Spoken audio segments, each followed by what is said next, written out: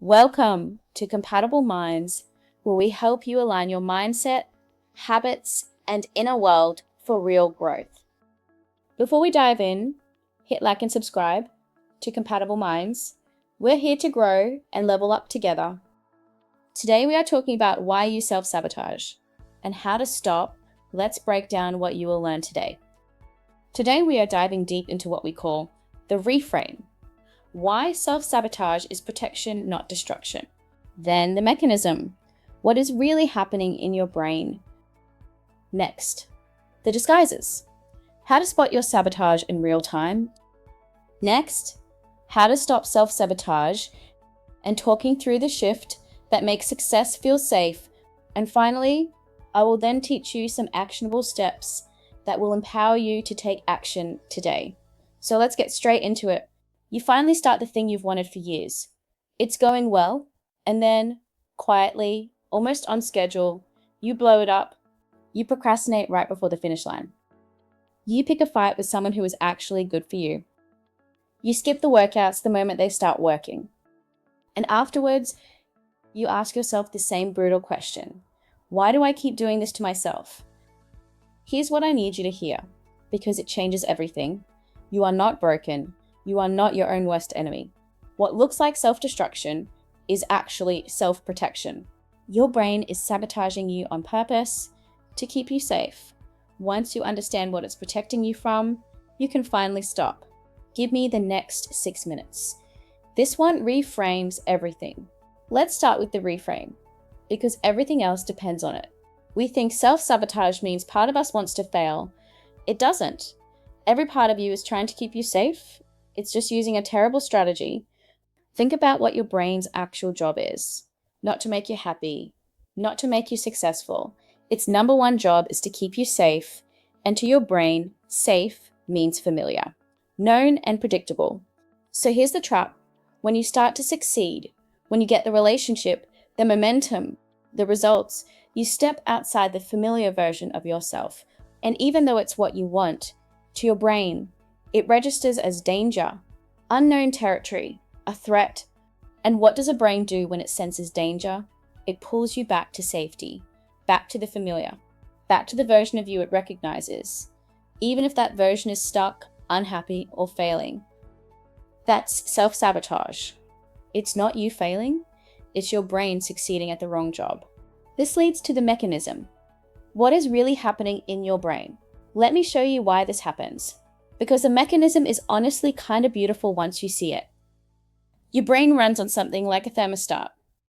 It has a setting for how much success, love, money, and ease it believes you're allowed to have based on who you believe you are.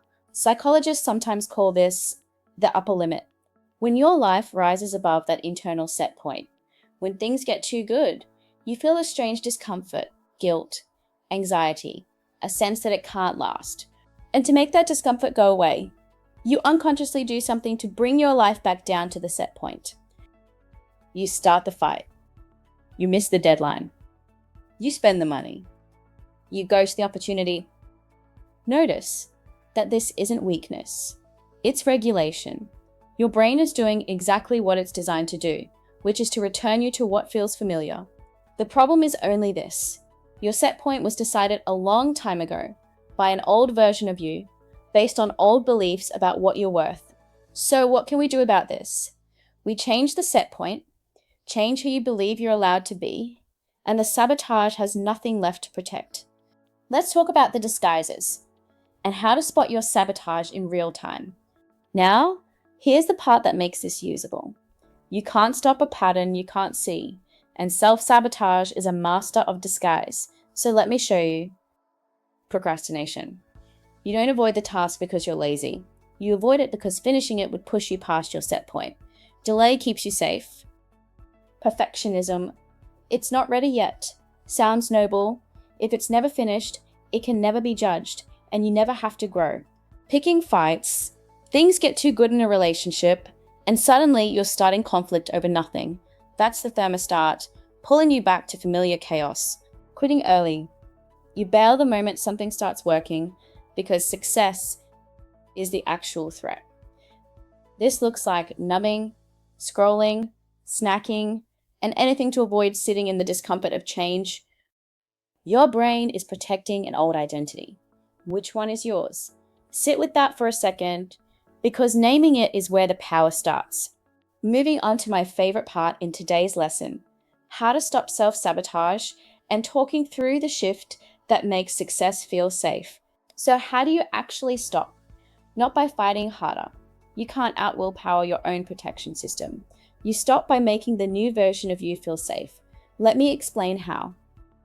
First, name it as it happens. The instant you notice the urge to delay, to pick the fight, to quit, pause and say, "This is my brain protecting an old me." Naming it breaks the spell. Secondly, raise your set point on purpose. Your brain sabotages you when life exceeds what you believe you deserve.